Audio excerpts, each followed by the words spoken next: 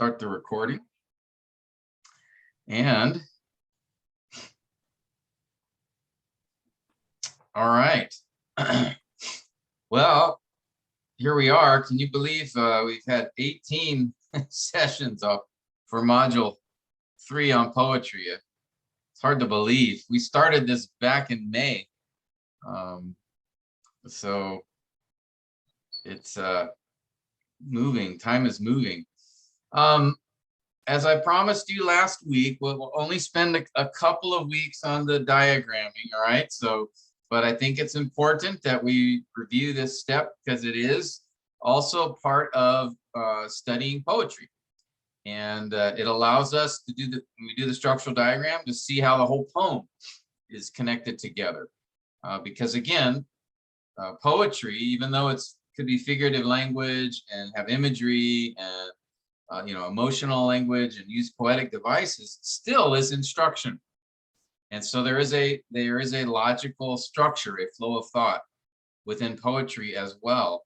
And so the structural diagram is one of the helpful tools in the process. The poetic analysis, step 4, is a key step within as you study poetry, but also to the diagram and the other steps. And you'll notice steps 5 through 9 are the same as for epistles and for narratives for the most part as well. So these will be familiar. So we're just going to look at them by way of review and then talk a little bit about how poetic genre may have there may be some slight differences or things to consider. So as we do the diagram, last week we talked about, again, reviewed the process. We looked through Psalm 117, I think, to do the diagram together. And again, just a reminder, these are the 4 steps for the diagramming process. We identify the independent clause or clauses. Then after that, identify the remaining phrases and clauses. And we do that by looking for the connector words. And then we tell how does each phrase and clause function in the sentence. And finally, we do the diagram after we've identified how each phrase and clause functions. And so what I wanted to do was have you guys, we're going to do a little class exercise this morning to start off. I'm going to have you go through the steps of diagramming Psalm 128. This has been the psalm we've been using to practice the various steps in the poetic analysis. And then, by the way, when we finish doing that, you'll have a lot of work done for Psalm 128. You could consider perhaps using that or preaching that sermon sometime down the road, or at least you'll have some of the exegetical work done. Now, as we go through the diagram, I just want to point out that in poetry, remember, there is the else of ellipsis. Okay, and if you remember, ellipsis is when ellipsis, you can think of it like an eclipse where certain words or phrases may be omitted from a particular line, but are still implied to be there, like an eclipse, right? When the moon covers the sun, we know the sun is still there, even though the moon is in front of it. And poetry often will have situations where a certain word or phrase or group of words is omitted from one of the lines, but because, and it's done, for in order to have for terseness, for brevity, for artistic quality, but it's still implied to be there. And this is especially the case for conjunctions. All right. So keep that in mind. I think last week, in fact, if I remember, Brother Sid brought this up when we were looking at Psalm 117 together. And notice in this psalm, in the first verse, there was this semicolon, you'll remember, at the end of line 1. And praise the Lord, all nations, laud him, all peoples. And we had said at that time that there's an assumed conjunction and that's connecting these two independent clauses together. They go together. Praise the Lord, all nations, and laud him, all peoples. And so the translators put in that semicolon really as sort of a way to express that these two clauses are closely linked together. They are independent clauses, but at the same time, they're also linked together. And so we'll see this quite often in poetry where a conjunction or a word or group of words may be left out, but we still, the poet still assumes that we understand that they are there functionally. All right, and so I think we may find something like that in this poem if I remember correctly, but we'll just go through it together, and I'll point it out if we do come across it. So what I'd like to do is first let's read Psalm 128, and then we'll take it from there. So I'm going to ask, let's see, Kazot, if you could read, go ahead and read this Psalm 128 in the New American Standard Version that they have up here, okay? Excuse me, Pastor Tim, Yes. for a while. Sorry for the interruption. What version of NASB is that, Pastor Tim? Because some of the NASB, there's no how, just blessed is everyone. This is the Is there 95, updated 95 version. 1995 updated. Okay. Yeah, I don't know what version do you have? I don't know yet, Pastor Tim. Maybe, is there any other version of NASB? Yeah, there's like 1977 version, 95, and then they did another update in 2000, was it 2020? Because I'm in the Bible Gateway, Bible Gateway this time. Oh, and it doesn't say what version, what NAS version? Yeah. There's Yeah, no how.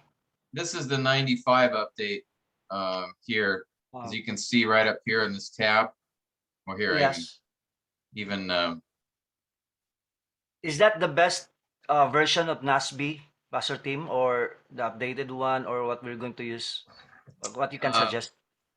yeah, it's a good one. The 95. I prefer the 1977 version, but that's hard to find software. So, but the 95 is a good version. The newest one, which I think is 2020, is not as good. The Legacy Standard Bible that's coming out, I think it just came out, is I think a very good translation. Okay. Yeah, ESV of course is also very good. But for New American Standard, I would say, you know, 95, the 95 update is a good version. Maybe this is the latest one. Yeah, let me see. So you were on Bible Gateway? Yes. Okay, let me draw that over here just for a minute. Bible Gateway.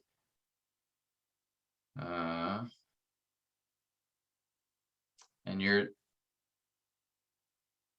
so which, because there's a New American Standard to 95. Oh, you have this one? Because I just Google it, Psalms 128, NASB, something like that.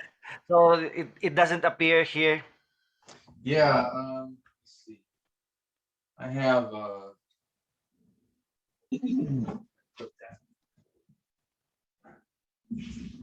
me see what I've got. Okay. Okay.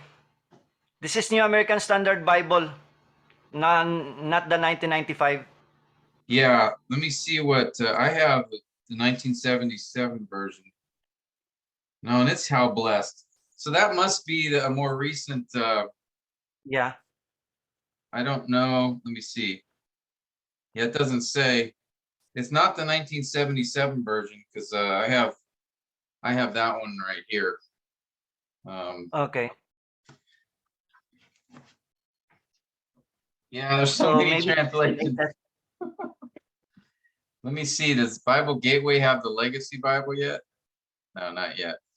If we go to You guys know about this, right? Legacy standardbible.org. No, we haven't. That's the You guys latest. seen this? Uh, Basically, you guys know about the LSB? Have you heard about this? yeah. Has anyone not heard about this? Everybody has? Oh, okay.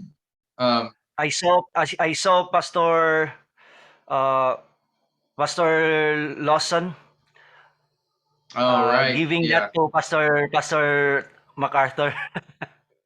Yeah, basically the Legacy Standard Bible is the New American Standard with the 95 version with some updates. And from what I've seen from it, I really I think they did a good job. Basically, some of the major changes they did was, when you see the term Lord, in fact, probably we see it in our Psalm. Here, let me do this. Do this.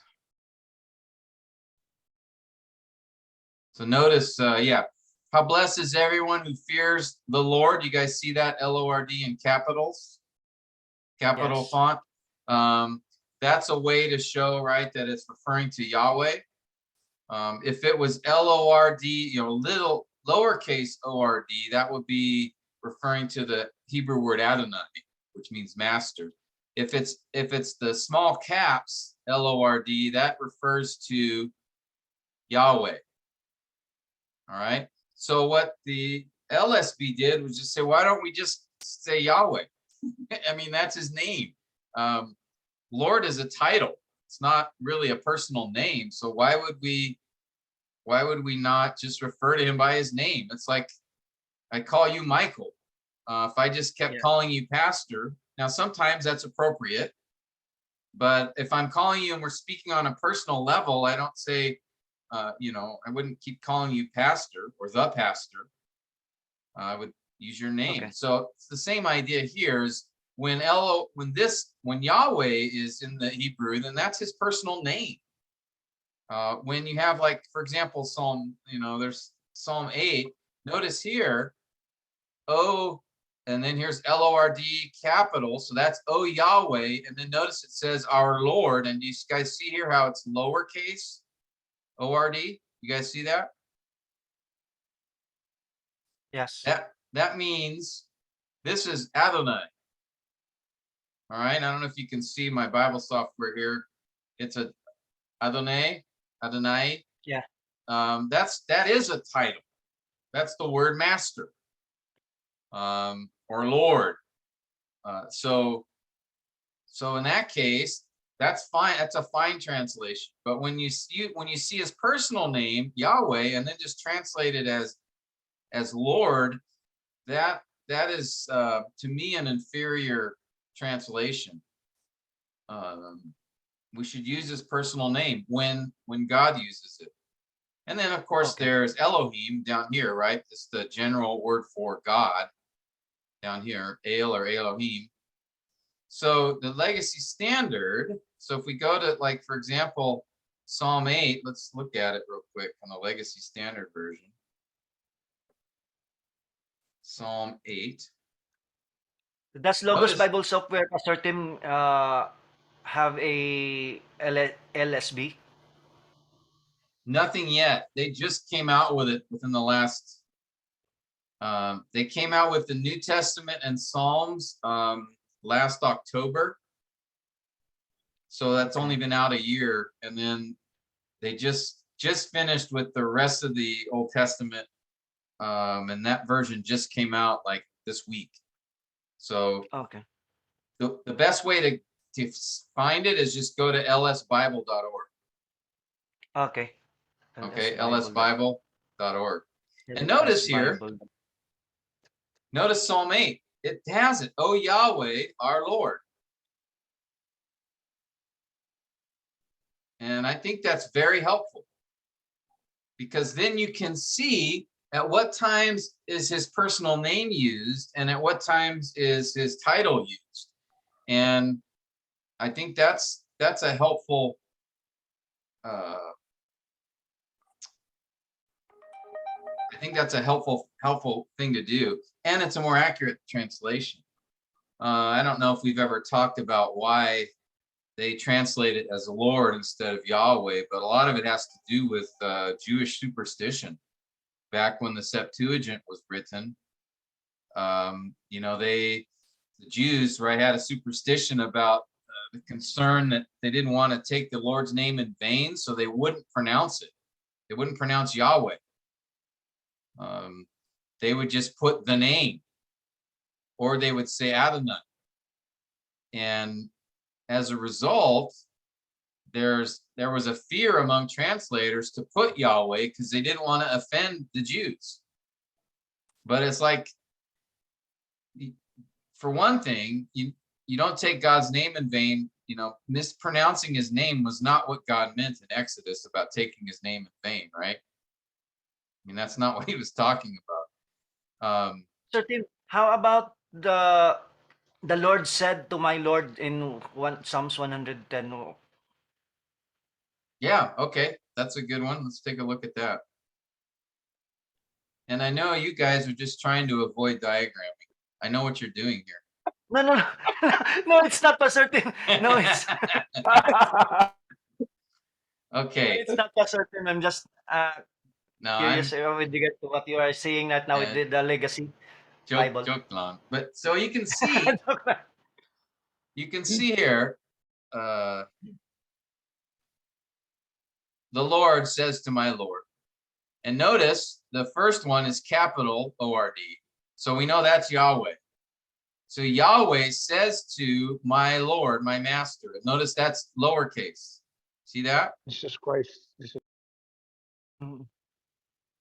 All right. So yes, we know that means that's the Lord Jesus reference to him, right? Because it says you are a priest forever according to the order of Melchizedek. And Hebrews explains that that's referring to the Son. But here, so if we go to Psalm 110 in the Legacy Bible, they just make it very clear. Yahweh says to my Lord. Mhm. So it's just a lot clearer.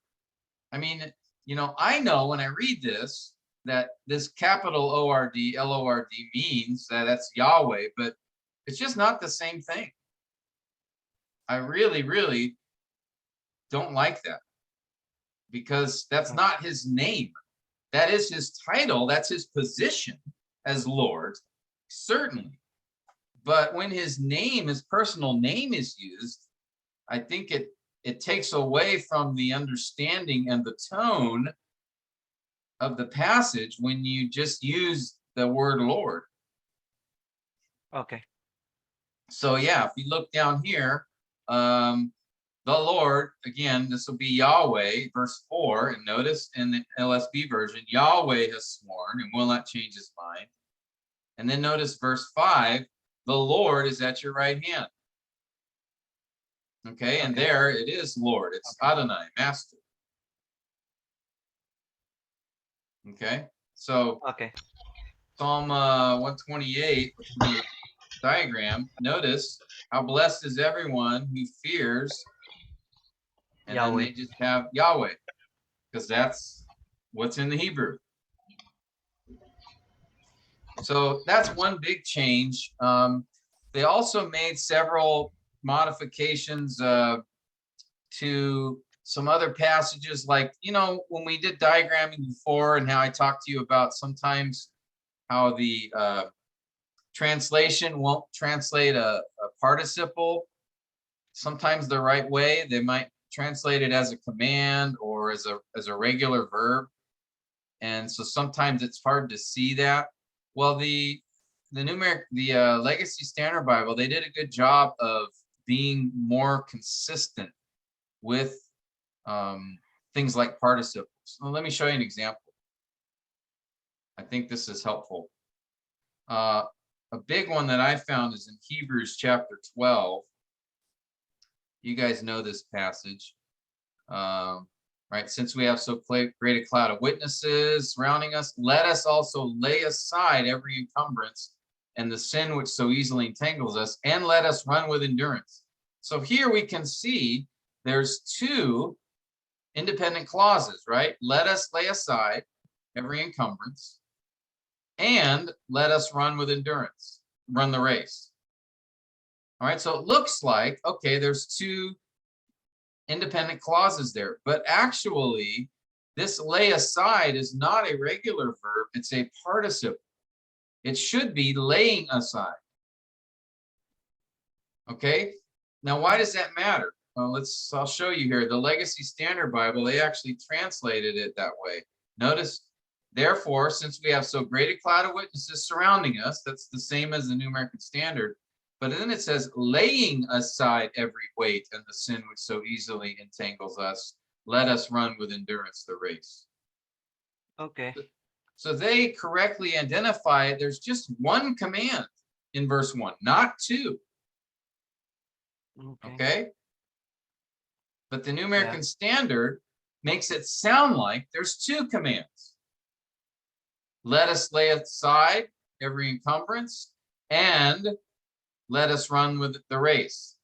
So that sounds like two commands of equal importance, right? But actually, lay aside, that word's actually a participle and should be translated laying aside, or actually it's past tense, having laid aside. Let us run the race. So there's really just, whoa. So they get rid with let us also. Yeah, because that makes it sound like a regular verb, a command. So it looks like two commands. Let us lay aside and let us run. Yes. Yeah.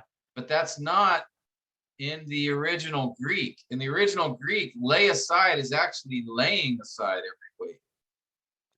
Okay. Let us run. So that is laying aside. Now that modifies. So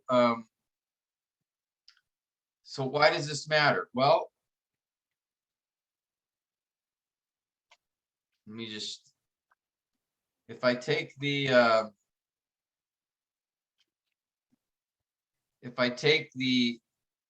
New American Standard approach version, all right. Therefore, I'm just going to show you the diagram. Since we have so great a cloud of witnesses surrounding us, and then here's the first command, right? Let us lay aside every encumbrance and the sin, okay, and the sin. Which sin? The sin which so easily entangles us. And then the second command, and let us run the race. Which race? Before us. You see that? So this is the New American Standard and the ESV, actually. It's pretty much the same thing. Okay, there's two commands, right? Command 1, command 2. So the outline for this verse would have two main points. Yes. But actually, lay aside is a participle. And so the way the Legacy Standard Bible translated it, let's see what that would look like if we diagrammed it. So here's the Legacy Standard. Here, let me do this too.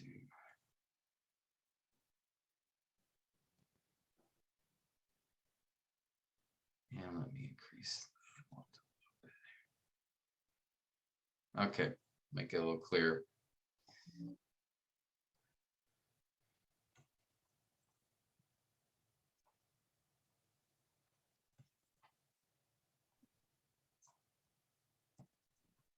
All right.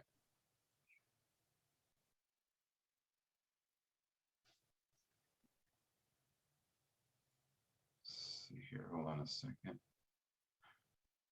Sorry, I'm trying to make this a little bit easier to see here.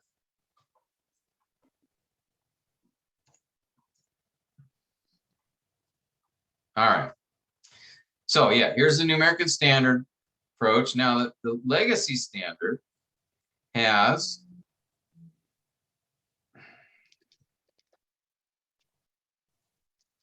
what did I have? Make this 20. Okay.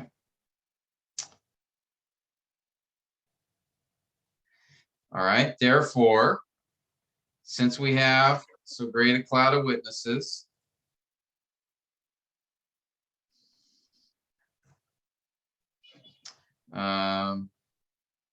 surrounding us,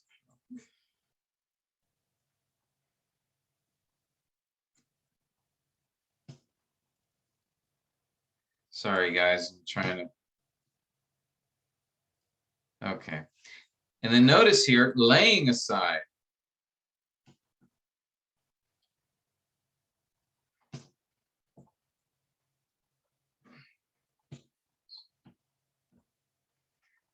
Every weight and the sin is a participle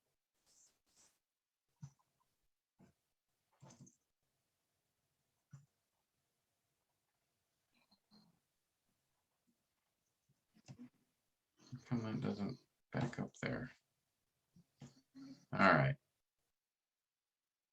Almost there. Let us run. Okay. So notice in the second translation, in the LSB translation, there's just one main command. So everything else modifies this main command. But in the first, in the New American Standard, if you diagram that, you would say, well, wait a minute, there's two main points. But that's not what the original Greek text has. It really only has one main point. Let us run with endurance the race. How? By laying aside, or having laid aside. So how or why? Why we run the race with endurance. All right, so that's a big difference. Yes. Okay, so all this to say is just, I think, from what I've seen from the Legacy Standard, I think they've tried to be more careful about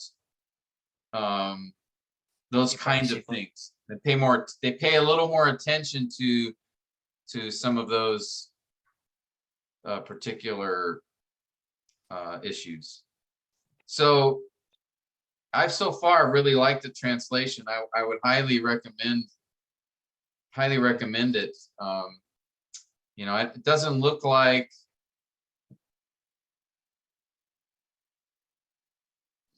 let me see if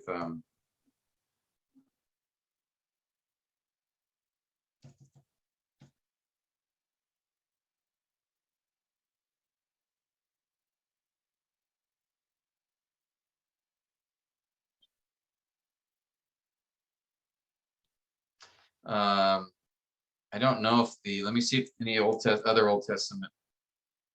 Oh, full text will be released fall. So it's got to come anytime soon here, the rest of the Old Testament. Anyway, Okay. So basically, Michael, yeah, you probably have like I don't know if it's the 2020 version or something, like, because they did a recent update, or maybe it was, when did they do? Let me see. What is the most recent American Standard translation update? Yeah, 2020, they did another update. Okay. So maybe that's what the,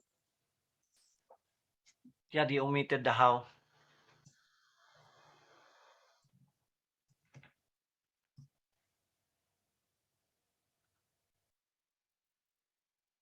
yeah, that's the 2020 version. Okay. Anyway, let's go back to, all right. Now, Kazot, can you read Psalm 128? Okay, Pastor.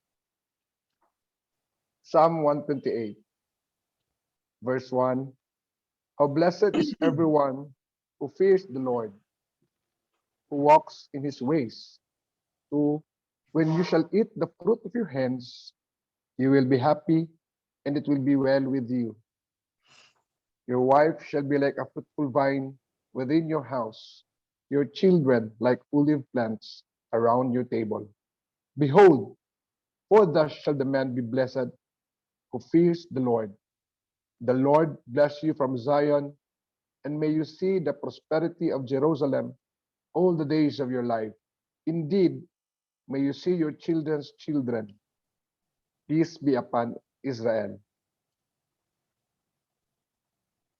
All right. So,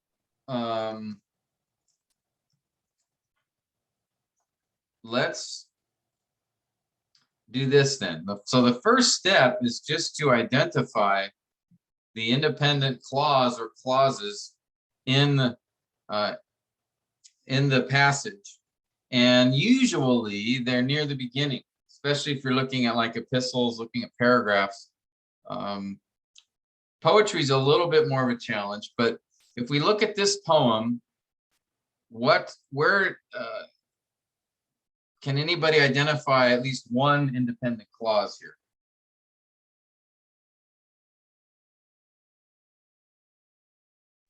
And if you remember, we did identify earlier in this, when we studied this, there were two stanzas. Okay. Yes. So I should put stanza here. Okay. So we have two stanzas. Looking at the first stanza, can anyone find an independent clause there? A clause that stands by itself. How blessed is everyone. Yes. How blessed is everyone. And then who fears the Lord? That's a dependent clause, right? But the independent one is how blessed is everyone. Now it's qualified, which everyone, the one who fears the Lord. All right. So we know at least that one is. Okay. And then in the second stanza, we can say that the Lord bless you. Yeah. May you see the prosperity. May you see your children's children. These are all independent clauses, but they're all linked together in piece. All right. Now, even if you didn't notice or identify that, all of that at the beginning, that's okay. At least if you can find one, find the first one. And then as you go through the diagram, you might be able to spot, oh, there's another independent clause that I didn't see before, but at least find the first one. Okay, now I didn't identify the table as one. The title is not a clause, if you notice, right? There's no verb, and it's the title, so it's kind of a separate thing there. We're not including in the diagram. We're just focusing on the actual poem or the diagram.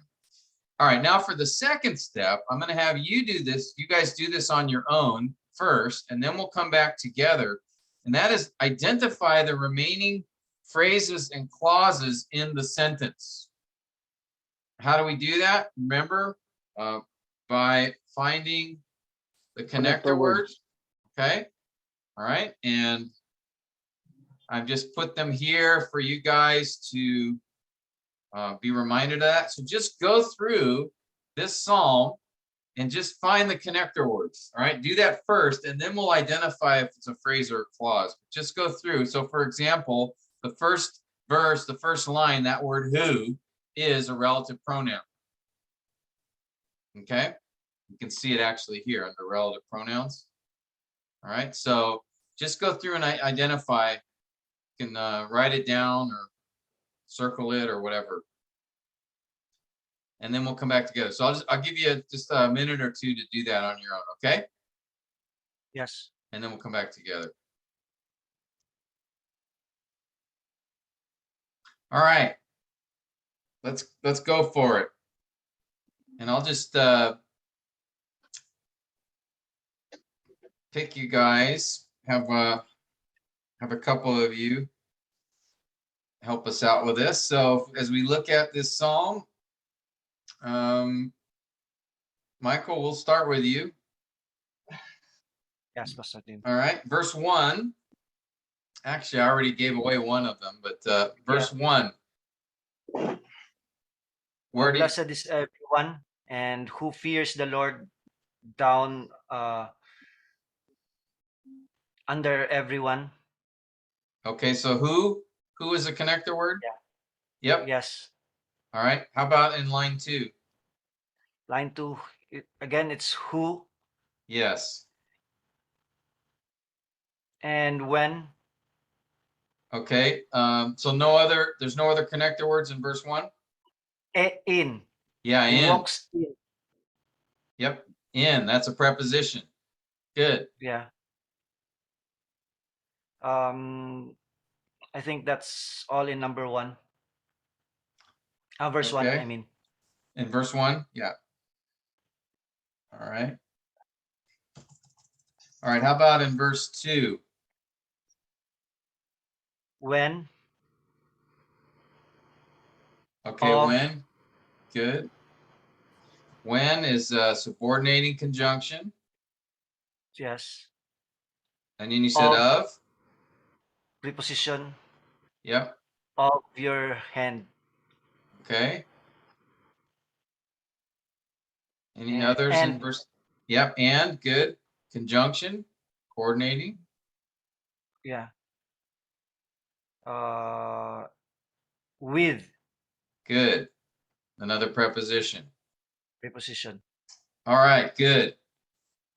All right, Pastor Noor, I'm going to have you try verse 3. Tell us what connector word you see there. Shall be. I don't know. But, shall it be? Shall be. Yeah. Within. Yes. Sorry, let me trying to get this position so you guys can see it.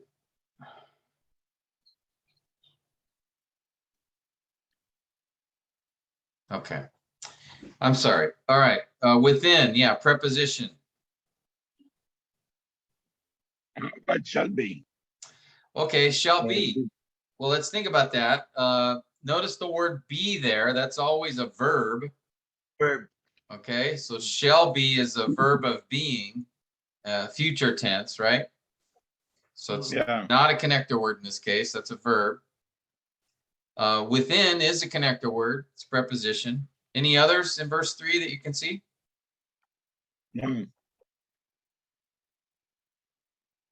How about, there's one more I see, verse 3. Around. Like. Your children Like all of the, no, that's still, that's a word comparison. Oh, around. Around, there you go. Yes. Preposition. And notice, by the way, we have an elision here, an ellipsis, I mean, sorry. Notice shall be is not, it's assumed to be in verse, the third line there, right? But it was left out. Okay, good. Nor try verse 4. Do you see any connector words in verse 4? And again, remember, you got some help over here in this list. You can take a look.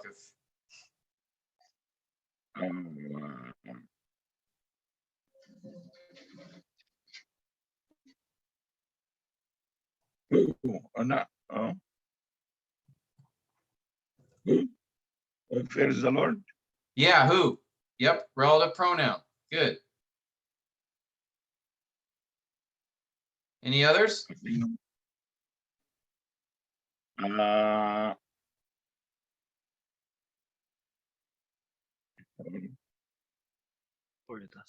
Is it for? Can be. For Yes. thus. For thus, actually, both of them. Yeah. Okay. For thus. And actually, it's a conjunction here. Okay, good. All right. Let me ask Pastor Arn. I'm going to give you verses 5 and 6. Can you tell us what the connector words are from verses 5 and 6? Oh, verse 5, the Lord bless you from Zion, from. Good. Preposition? Preposition. And then the next line is and. You see the prosperity and conjunction. Yes, good.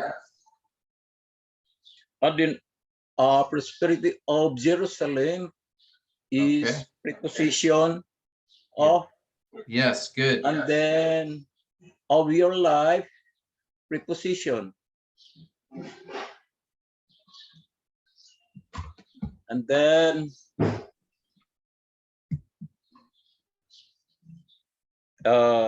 verse 6 is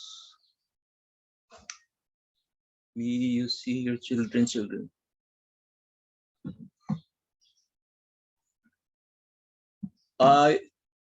Upon, preposition. Good. Yeah. Very good. Okay. That's good. I think we got all of them here. And then what I would do for the next Pastor step Tim, is, excuse. yeah, Kazo. In verse 1, there's also an ellipsis. Yeah, you could say that. How blessed is everyone?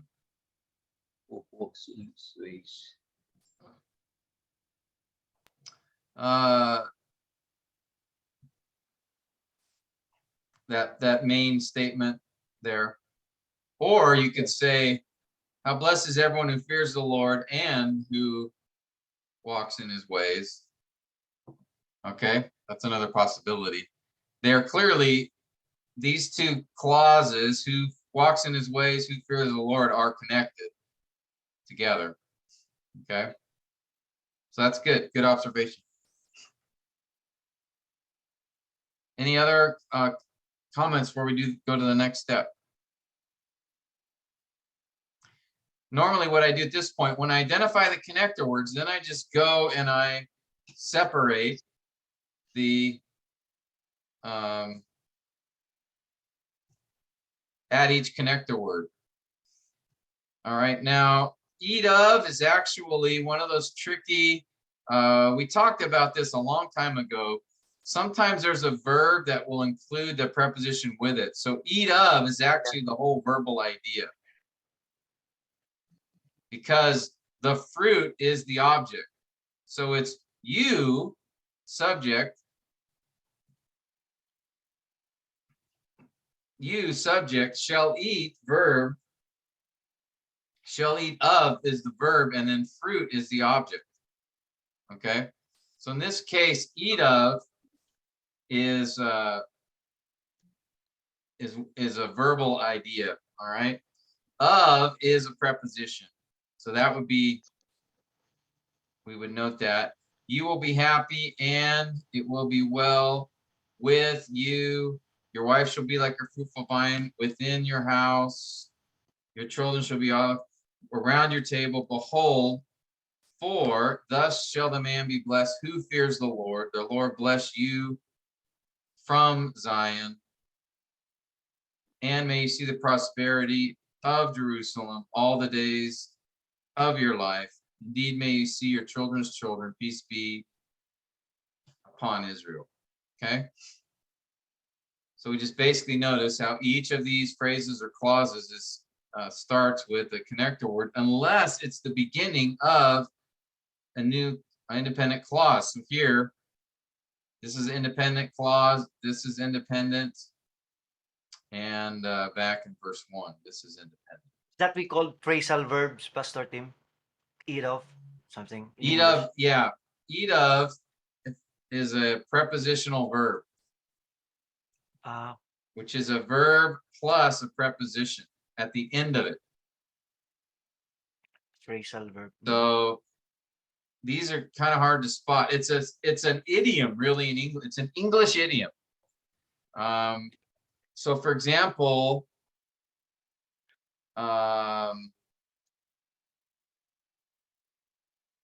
Yeah, so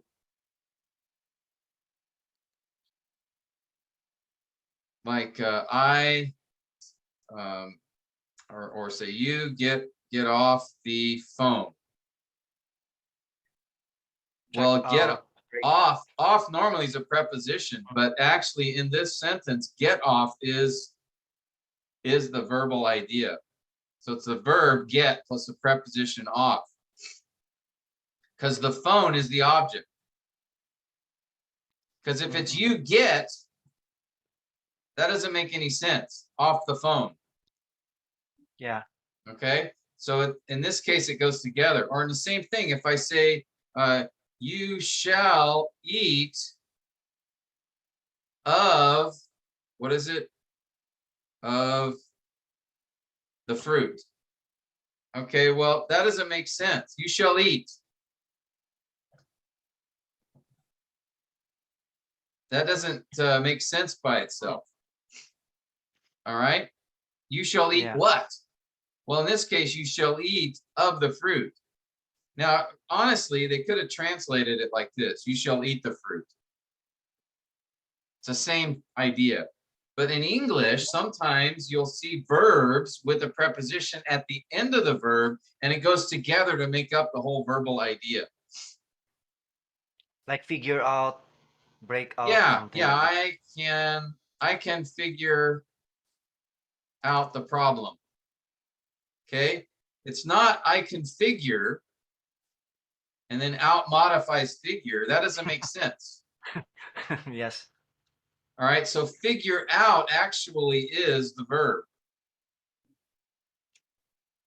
in this case. Okay. So yeah, there are a number of, in fact, here I can show you. There are a number of, and this is just something special in English. I don't know if other languages have this. It's just a prepositional verb. I'll just show you some examples. So yeah, right. He stared at the girl. So stared at is the verb, not stared only. All right. Decided on. She decided on the blue card. Decided on is the verb together. All right. So there's some technical junk here, but let me see if Phrasal verb, Pastor Tim. what's Try that? to phrasal verb. That is being called a phrasal verb. Yeah, because it's more than one word, they call it a phrase. But the Prepositional verb. kids were laughing at the Joker. Okay. All right. She was blamed for lying in court. So the way you can tell is just if you break up the, so like if you were doing that, you shall eat of the fruit, and you say, oh, there's a of as a preposition. So it must be break here, eat of. Okay, then when you're trying to figure out now, what does this modify? Then you get stuck because you're like, how does it modify eat? It doesn't. It's eat of the fruit, and the fruit is the object of the verb. Okay, eat of is my verb. The fruit is the object. That's what's receiving the action. And you is my subject. And technically it's you shall eat of. That's the full verb there. Okay, subject, verb, object. So it's another phrase, Pastor. Yeah, it's a clause, verbal phrase technically. Now it's a clause. you will see these. The problem is this is let me see. The ESV. Notice what the ESV did. And I like the ESV for this reason. They don't do prepositional verbs. Okay. Notice you shall eat the fruit of the labor of your hands. That's the Hebrew word. The word just eat, not eat of. Eat of is an idiom. It's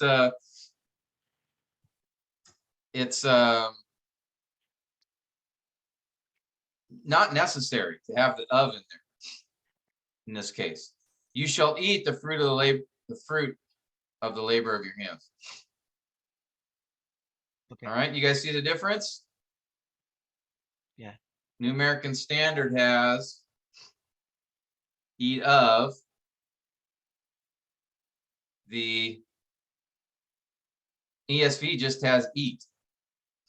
New King So it's James, really I'll bet, important. does the same thing. New King James, when you eat the labor of your hands, not eat of, it's just eat.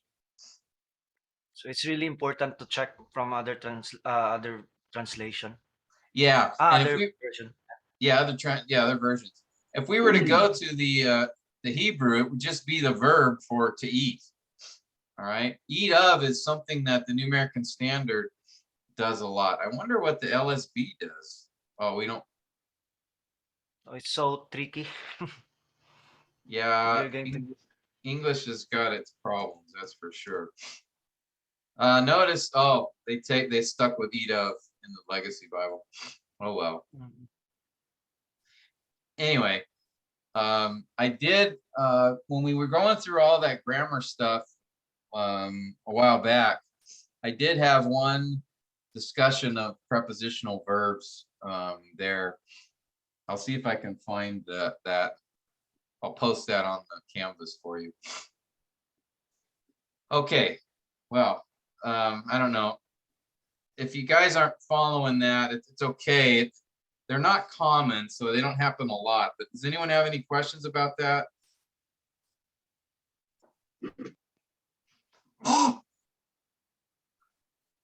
Okay, let's go to the next step then is identifying whether these are a phrase or a clause. Okay, and remember that a phrase, let's put that here. Remember, a phrase or a clause, a phrase is a phrase or a clause, right? These are groups of words that together present an idea. A clause has a subject and a verb. A phrase does not. That's the distinction between them. Now, Yes. a clause can be independent or dependent.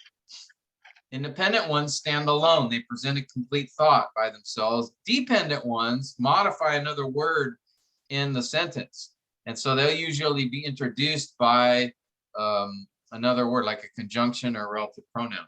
All right, so what I'd like you guys to do is just go through here and identify the phrase of the clause. So for example, this first one we've already discussed. This is an independent clause.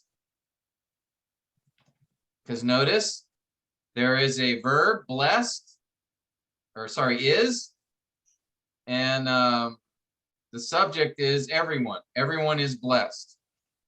Okay. Now, who fears the Lord? There is a verb and a subject. Fears is the verb. Who is the subject? But it's dependent in this case. It's a dependent clause because it's has the word who there. So it's connected or linked to something else in the sentence. In this case, the word everyone. Right?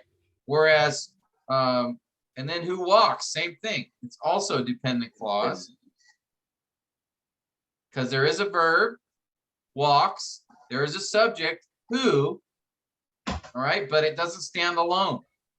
And then in his ways is a phrase because there's no verb. Okay, so I want you guys to go through and for the rest of these, go through and identify, is it a phrase or a clause? So just look for a verb. If you don't see a verb, it's a phrase. If you do see a verb, then see if you can find a subject. If there's a subject and a verb, it's a clause. All right. So just go through these on your own. I'll give you a few minutes to do that. I think this is a good practice, so you can always spot phrases and clauses when you're going through these passages. Okay. So I'll give you some time to do that on your own, and then we'll come back together and discuss it. All right. Any questions on that? So just go through, identify if it's a phrase or a clause, and then if it is a clause, is it independent or dependent? All right. Questions?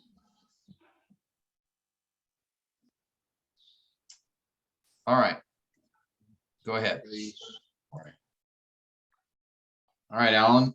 Is that a phrase or a clause?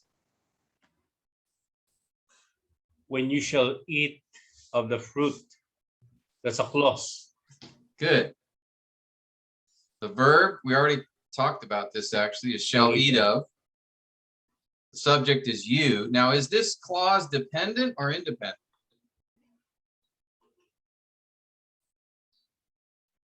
Can it stand alone? That's dependent. Yes. How do you know that? Because of the first clause, the main clause in verse 1. Yeah, we have that. And then how is this clause connected? What word connects it? When. Yeah, that tells us it's dependent. Yeah. It's when this happens, when you shall eat of the fruit, and that's connecting it to some other word in the sentence. In this case, it's connecting it to you will be happy. When will you be happy?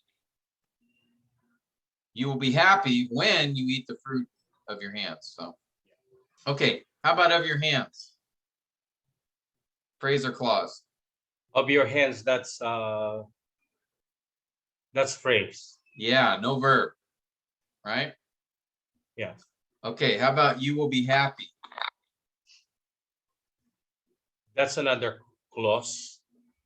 Good. You is the subject, will be is the verb. Now the question is this dependent or independent?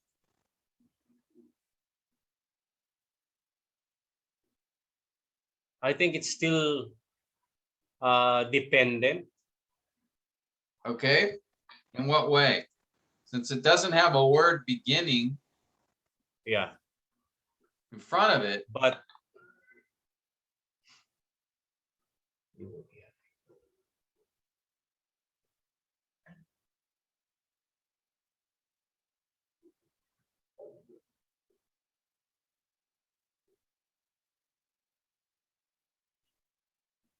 because I think it's, are you still asking me the question, Pastor Tim? yes. Okay. Why is it dependent? I think it's because it continues from the first clause, when you shall eat of the fruit of your hands. I think the idea is still being carried on to the next. You will be happy.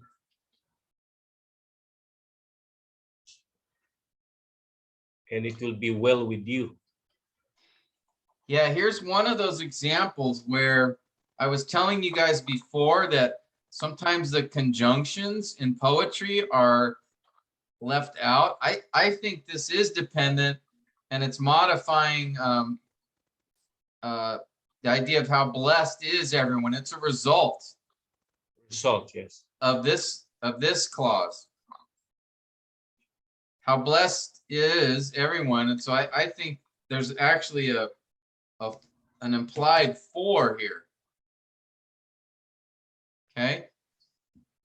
Now it's not written, it's not in the Hebrew there, but I believe it's again implied, because he makes the statement here, how blessed is everyone? And one of the blessings is in verse 2, and then another one is in verse 3, your wife shall be a fruitful vine, and then another one in verse 3, your children like olive plants.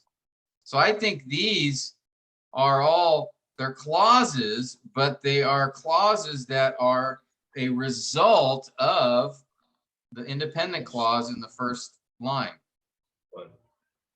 All right, now that's a little tricky because you don't see the word for here. All right, you don't see it here either.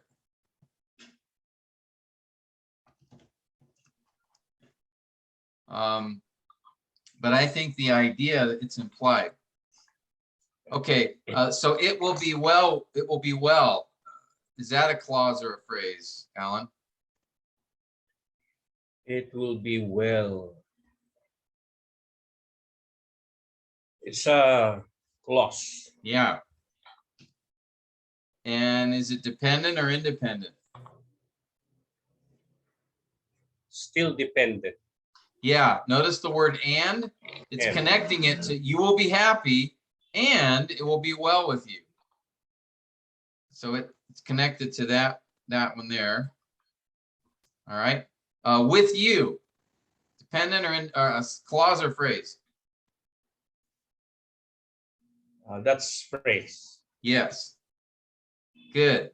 All right. How about your wife shall be like a fruitful vine? That's a clause.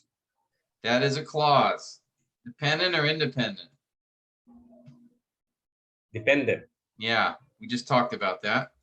All right, good. You were listening. Good. All right, within your house. That's phrase. That is a phrase. No verb. Your children like olive plants. And again, shall be is delighted, but it's implied there. Your children, Clause. it is a clause. Even though, and again, guys, this is where I say poetry is a little tricky because technically there is no verb in those words, right? Yeah. But we know that shall be is implied to be there. Yeah. Because of the ellipsis. All right. So this is where I'm saying where in diagramming a poem, sometimes you have to recognize there are words that may not be written there, but are implied. Sure. Okay. And again, as we said a moment ago, this is a dependent clause as well. Around your table, Alan, what is that? Phrase or clause? That's phrase. Yes. All right, good. Okay, who hasn't had an opportunity yet? Kazo, think I'm on. all right, thanks, Alan. Kazo, can you do the next verse here? Yes, Pastor. Behold. Is that a phrase or clause?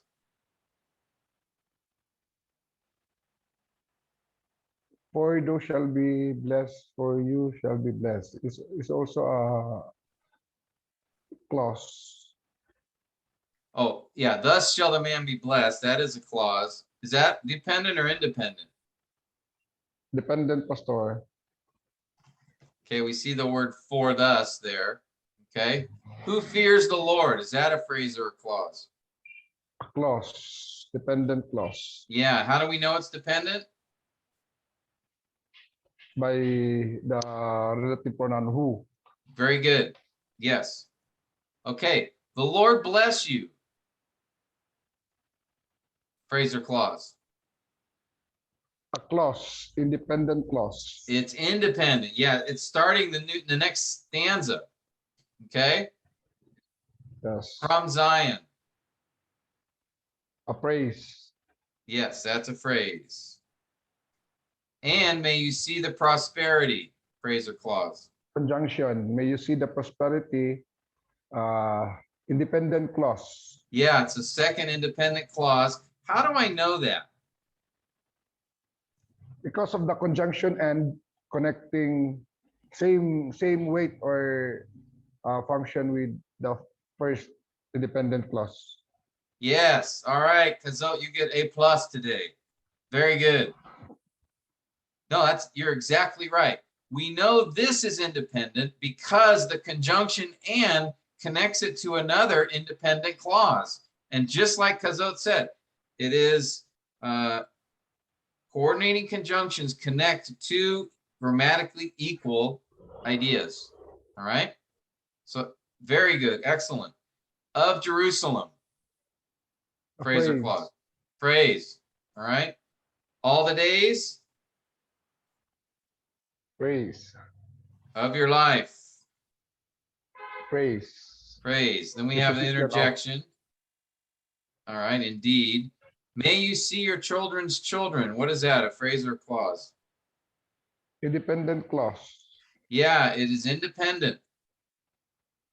So notice in this second stanza, we have 3 independent clauses. All right, and piece B. Actually, that is another independent clause. Definitely. Be upon. Because it's the last prayer, independent clause, and then upon Israel, phrasal clause.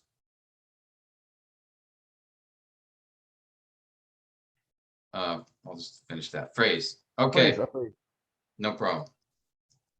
All right, so that's the second step. We identify each phrase and clause by looking for the connector words, and then just simply indicate whether we think it's a phrase or a clause, and if it is a clause, is it dependent or independent? And like I said, for poetry, this part's a little bit tricky. Okay, what time do we have here? Let's see.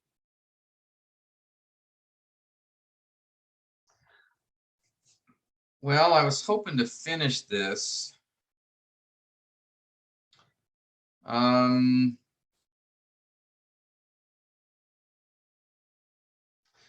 Okay, why don't we do this? I'm going to give you guys like about 6 or 7 minutes. Just get through as many of these phrases and clauses as you can.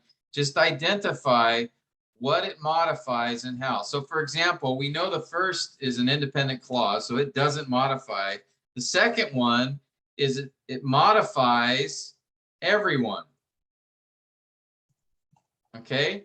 By telling who. All right, here, I'm going to make this a little smaller.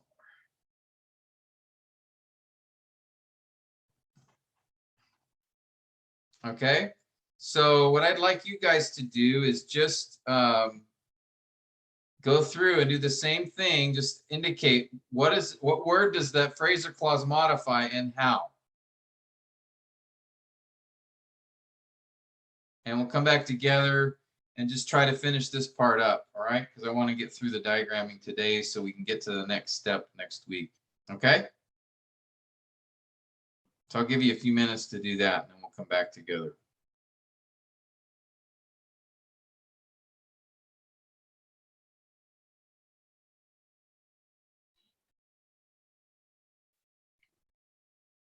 All right, we'll just take the few minutes and get through as many of these as we can. And then we'll just pick it up next week from there. But let me see. I don't remember who hasn't had a chance to. Brother Alex, are you there? You want to start us off if you're there? Yes, Pastor Tim. Okay. So just take these, just identify what the phrase or clause modifies and how. So we have who walks. Who walks modifies everyone, Yes. and his ways modifies the Lord. Okay, everyone who walks. Is it describing the Lord? Yes. So it's telling us something about the Lord. His ways. Okay, The ways of the Lord. it does refer to his ways, but that word in is important. Fear. Yeah, who fears the Lord, who walks, and then notice this phrase, usually what you want to do is just first check to see if it modifies the word right before it, if that makes sense. And if it doesn't, then look for another one. But so if we look at this, in his ways, could that modify walks? Mm-hmm. Okay, I see. And if it seems like it could, then that's most likely what it modifies. So I see. I think in this So case, walks. it could modify walks by telling how he walks, Yes. in his How he ways. walks. Now, his does refer to the Lord. So, but the phrase in his ways, I think, is modifying walks because it's telling us how he walks in his ways. All right. Yes, yes, yes. Now Yeah. this one's a little bit tricky. When you shall eat of the fruit, what does that When you modify?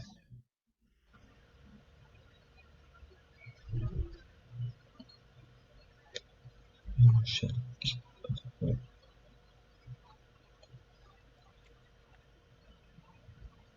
Yeah, this one's a little tougher because it doesn't go to ways. So check in the word right before. That doesn't work.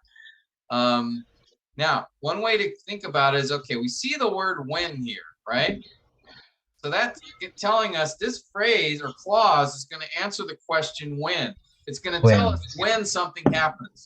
It's going to modify a verb. Remember the little thing here, I forgot to remind us, but if a phrase or clause answers one of these questions, then it's going to modify a verb. It's going to describe an action. So here, when you shall eat the fruit of the fruit is answering the question when. So it's going to modify When. a verb. Question is, So it's which verb? walk. Okay, it could be walk, who walks when you shall eat the fruit of your hand. Or what makes this tricky is actually, in this case, it's modifying something that comes later. You will be happy. It describes when you will be happy.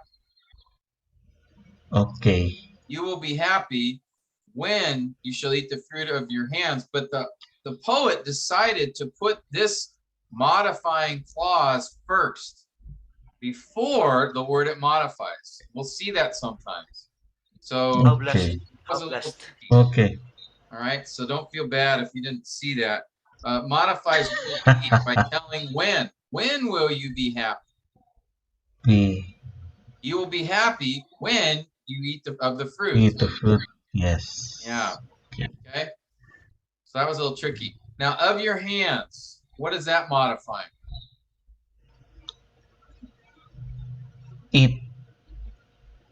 Okay. When you shall eat of your We shall hands, eat or remember that word the of fruit.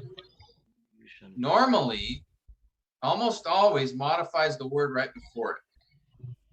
Fruit. Yeah, it's describing the fruit in this case. Which fruit? The fruit of your Fruit hand. of your hands. Okay. We talked about this one a little earlier. We said it was a dependent clause, so it's modifying something else. The idea is that it is a result of blessed is everyone. And so it's describing the result of that. So I'm just going to,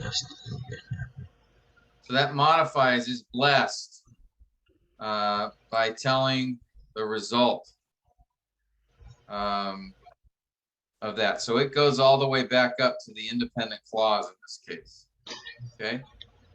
And it will be well. And it will be well. Notice that and connects these two phrases together, or these two, sorry, clauses together. So both of them are going to behave the same way. They're both going to modify the same thing, which in this case is blessed. It's a second result of that. Okay, with you, where does that go, you think? What's that modifying?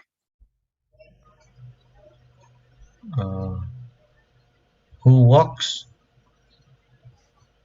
Okay, could go there, but notice how far away that is. Who walks with you? So that's possible. Remember what I said is look at the what's right before it and just see if that would make sense.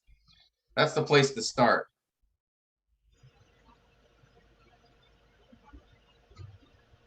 With you. It will be well, or will be. It will be well. With you. Think You about will what be question well. it might answer. You know, with you describes a location, right? A place. Yeah. So it's the idea of where. Okay, so if it's answering the question where, if it's describing where something happens, it's going to modify an action, a verb. So what I would do is just say, okay, what is the nearest verb? Well, will be. Will be. Could it modify will be? Yeah, Okay. if it's telling I us see. where Yeah. it will be Will well. be. So Okay. I would say that by telling where will it be well? With you. That's where. Okay. All right. Well, that's enough pain and suffering to inflict on you guys today. So I was hoping we'd get through this, but we're almost there. So keep your notes, whatever you wrote down, so for next week, so we can quickly finish the rest of these and then do the diagram and then go to the next step. I did want to show you quickly before you leave for lunch. Here, let me see. Oh, did I even bother to? Okay, good. Let me show you the schedule real quick.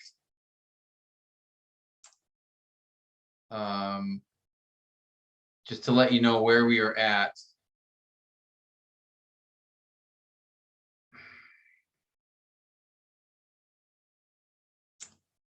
Here it is. Okay. Let me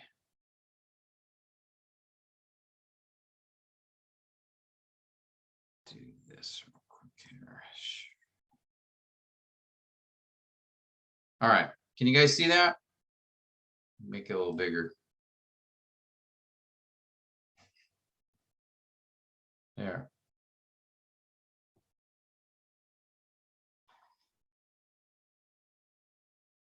All right. Can you see that okay? All right. As I said, today, this is October 26th. Diagramming. We'll have a little bit of that left. Then next week, we'll gather, do textual observations. So we're just making our way through. We're going to meet the next several weeks. Then at the end of November, I'm going to won't be able to meet that week, but we'll be meeting the next several weeks together. Notice after next week, I'm going to post your next assignment. And what we're aiming for is to have everything discussed for your Psalms passage so that you will we'll take a break in mid-December. So a couple weeks before Christmas, we'll take a break for about 4 or 5 weeks. All right. One, for the holidays, because I know that's a busy time, but also two, then for you to prepare your sermon for the Psalms passage and then preach that sermon. All right. And then we'll focus our attention after that, starting in January, on wisdom literature.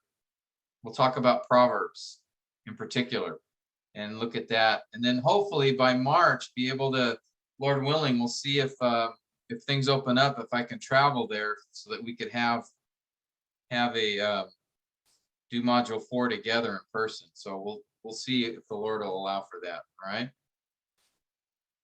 To take place, but mainly just trying to let you know, basically, to get ready, because by mid-December, that's when we'll take a break, but that's when I want you guys to have your assignments done so you can be working on your Psalms passage, your sermon for that, okay? Yeah. All right. Well, I had hoped to get done with the diagramming today. We'll just spend a few minutes on it next week. It's all Michael's fault because he asked that question, so you can blame him. But no, it's a good question, so no problem. I want you guys to ask things that anytime you have questions. So, but we'll finish next week, Lord willing, and then get to the next step. We'll make our way through. All right. Any last questions or comments before we depart? Done so far. Okay.